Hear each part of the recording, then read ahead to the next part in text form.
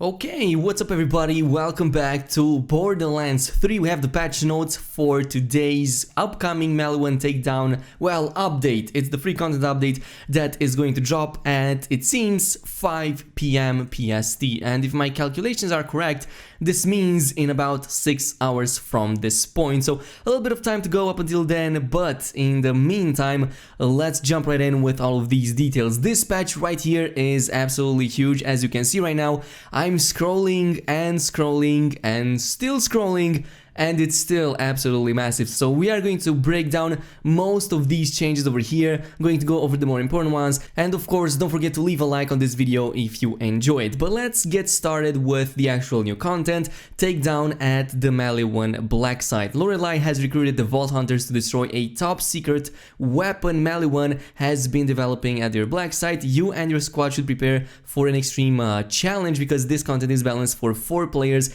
at level 50. And of course, as it was said before, you can gain access to the Black site via the mission found on Sanctuary 3, so you will need to complete the main story campaign. Takedowns feature special rules not found in the rest of the game, and this includes respawning, which is disabled, so make sure you and your co-op partners get second wind or you will spectate until the team wipes. Okay, that sounds quite interesting. So this is going to be not only challenging but also quite unforgiving, which sounds really freaking awesome. If you do die, you're not out permanently. Die during the first half, you'll get to rejoin your team if they defeat the Valkyrie squad. If you're out of the second half but your team manages to defeat Wotan the Invincible, so I take it that this is the end boss, you'll get the respawn to enjoy the rewards you didn't completely earn. Okay, that was a little bit of a shade over here from Gearbox. Absolutely unnecessary, but I guess it makes sense. Make sure your squad is in the session before you throw the switch inside the air locker, or anyone who joins after the switch is thrown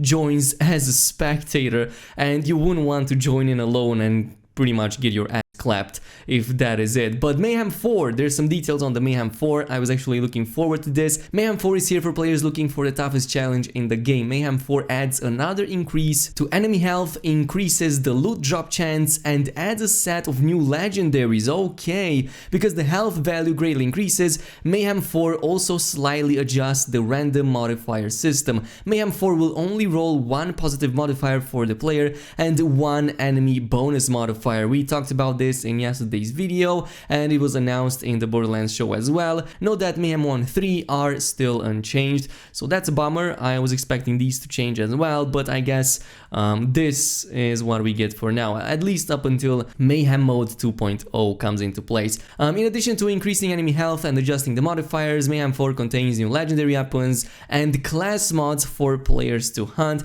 These new pieces of gear will contribute to new builds and new ways to kill enemies. And my question is here, are these new weapons entirely, I mean new items entirely, or is it just upgrades from the already existing ones? I guess it's new items entirely, because I'm pretty sure we saw some new items in one of the streams as well, but we also saw improved versions of items that already existed in the game. So this is, I'm not sure if it's still cleared yet. At the very least, at the time of making this is not clarified to me. But anyway, to support Mayhem 4, we changed the Mayhem station slightly. Players will activate Mayhem through the center pillar and increase or decrease Mayhem levels by using the pillars on each side. Looking forward, we will monitor the challenge of Mayhem 4 closely. We're working hard on Mayhem 2.0, which will add brand new gameplay additions to Mayhem mode in the future. Until then, we hope you enjoy the challenge and the new loot. So definitely something really interesting. Furthermore, we also have the bank expansion we were talking about. So now in the new update, all characters will begin with the 20 bank slot instead of just 10,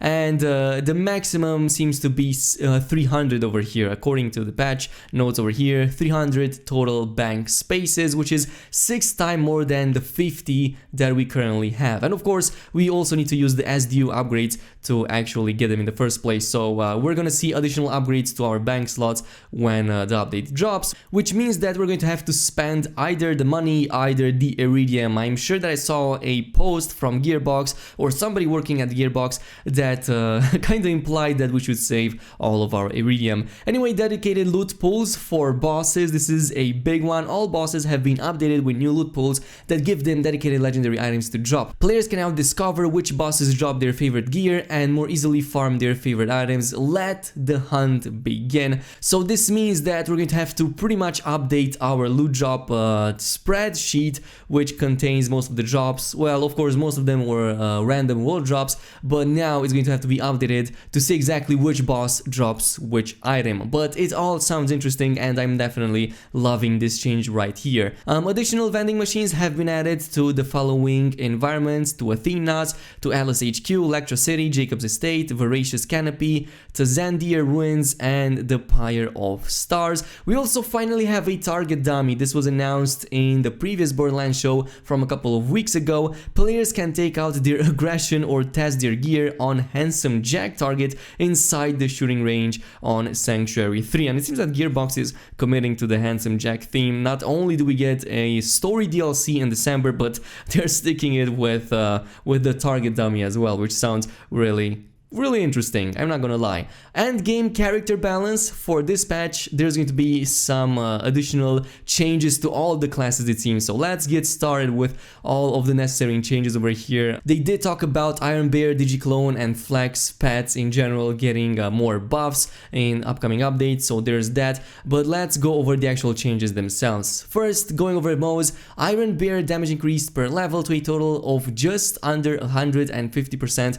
at the maximum level. Desperate Measures now gives Iron Bear the bonus 2. Experimental Munitions, Iron Bear also deals bonus fire damage on critical hits. Scorching RPMs also grants increased hardpoint damage by 5% per level. Vampire, when Iron Bear deals area damage, Iron Bear receives half the healing bonus. Okay, that sounds quite interesting. We're gonna have to check this all in game. Iron Bear now launches barrels when the player melees them and increase Iron Bear bubble shield from 20% to 50% of Moses' health. So quite some interesting changes over here. We might just have a viable, well, it was already viable, but even a better build for Iron Bear. Like, there was a huge drop off for this ability over here on higher levels, basically from mid to high, and especially in the end game. It kind of became redundant to even use the Iron Bear, except if you wanted a certain buff for certain builds, like for example infinite ammo or infinite grenades. It seems to be quite a significant increase over here. Zane, we're gonna go over Flak in just a little bit. There's some interesting stuff on Flak here as well. But Zane Sentinel damage scale increased by 2% per level. Okay, so that means what? 100% at the maximum level. I'm pretty sure that's what it is. It basically doubles the damage the Sentinel currently does, so I guess that's a pretty good buff. Donnybrook, pocket full of grenades, cool hands, violent violence, and violent speed bonuses now stack twice. Okay, so for example, if we were to go with the violent speed, it now stacks twice, which in this case is 20% for 8 seconds. And if it were to stack 2 times, it means it would give you, what, 40% movement speed for the 8-second duration? So correct me if I'm wrong, but it does kind of sound like that. It does kind of sound like that's how it is going to work. Anyway, fixed violent momentum to scale more at higher movement speed. Bass serve cold radius and damage increased by 2% per level. Okay. Confident Confidence increased max weapon damage bonus from 20% to 35%, changed Trick of the Light element to Cryo and increased bonus from 80%, while doubling it to 36%. Borrowed Time duration increased from 15% to 30% per active skill, double barrel bonus increased from 20% to 25%, Quick Breather now restores 50% of the clone's health after a swap. Pocket full of grenades bonus slightly decreased from 6.5 to 5% as it now stacks. So now you're going to get it like what, 10% instead of just 6.5. I guess that makes sense if you also stack it. Violent violence bonus slightly decreased from 4% to 3 as it now also stacks. But let's move over to actually Flag. I'm not seeing any Amara changes here actually, so I guess Amara isn't seeing any changes. Ambush Predator now has a HUD icon when the buff is active. Increase the pet damage to skill 10 by 5% per level instead of 9%. Added pet damage to Grim Harvest at 7% per level. So what this means that if you were to fully commit on the Hunter tree, the Grim Harvest over here would also give you that, 7% damage, pet damage per level, to a total of 35%. So you would essentially have gun damage 15%, action skill 25%, and then pet damage 35% as well. So that's actually awfully interesting. I thought that they would strictly go into the master tree and just straight out buff this, but it seems that they are basically bringing pet buffs